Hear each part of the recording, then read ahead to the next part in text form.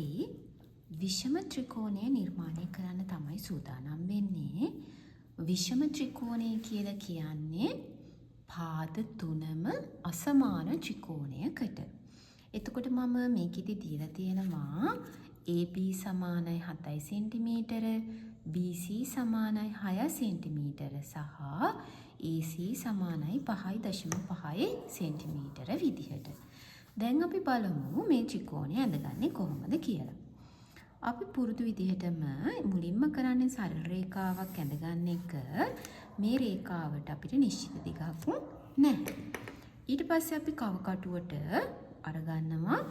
පළවෙනියටම අපිට සෙන්ටිමීටර 7ක් ඕනේ AB රේඛාව. මෙන්න මෙහෙම.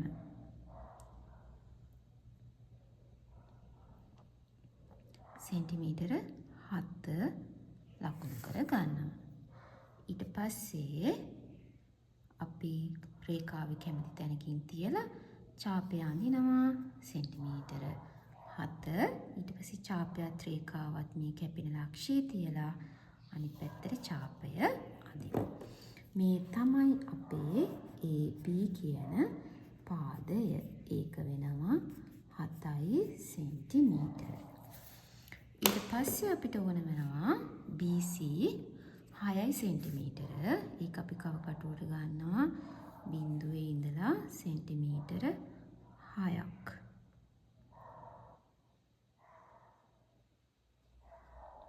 මෙන්න 6ක් ලකුණු කරගන්නවා.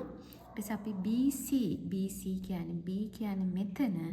ඉතින් තමයි අපි ඡාපය අඳින්නේ.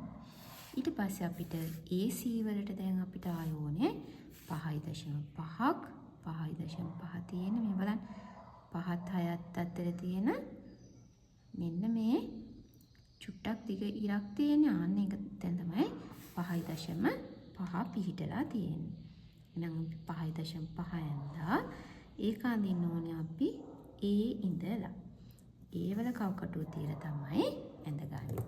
දැන් මෙන්න මේ ඡාප දෙක හම්බ වෙන ලක්ෂය තමයි C පිහිටන්නේ. එහෙනම් අපි මේ C මෙන්න මේ ඡාපෙ මේ හම්බ වෙන තැන එතන ඉඳලා B ට රේඛාවක් අඳිනවා. මෙන්න මේ විදිහට ඒ වගේම C ට A ට රේඛාවක් අඳිනවා. මෙන්න මේ විදිහට. දැන් අපි මැනලා බලමු. මෙතන තියෙනවා අපිට සෙන්ටිමීටර 6ක්. මම එයා 6ක් කියලා ලිව්වා. මෙතන තියෙනවා අපිට සෙන්ටිමීටර 5.5ක්. ඒකත් මම ලිව්වා 5.5. මෙතන අපිට ඇවිල්ලා තියෙනවා සෙන්ටිමීටර 7ක්. එතකොට අපි මේ ඇඳලා තියෙන්නේ විෂම ත්‍රිකෝණයක්.